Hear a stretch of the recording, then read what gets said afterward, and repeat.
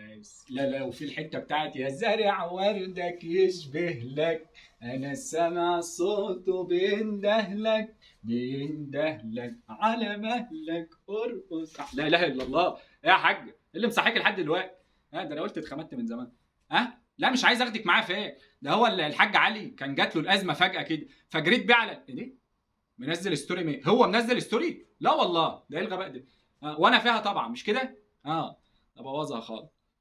لا ما هي مش ازمه قلبيه زي ما جت في دماغك يعني، هي ازمه ماديه الصراحه. هو لقيته قاعد حزين كده فبقول له مالك، بيقول لي ازمه ماديه، فقلت اخد افك عنه يعني، مكان محترم كده على الضيق.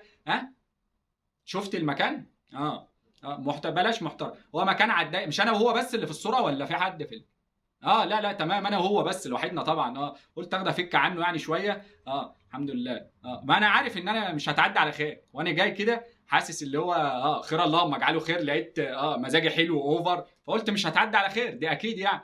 فدخلت لقيتك في وشي. والله يا حاج. لا لا بس ملحوق ملحوق ان شاء الله، عوضها لك عوضها لك والله. انا اسف عامه، انا اسف. عوضها لك يا حاج ان شاء الله. تصبح على خير بقى. ما ردتش. طب ما دي يبقى ما فيهاش خير بقى، مش كده؟ ما فيهاش خير. طب سلام عليكم.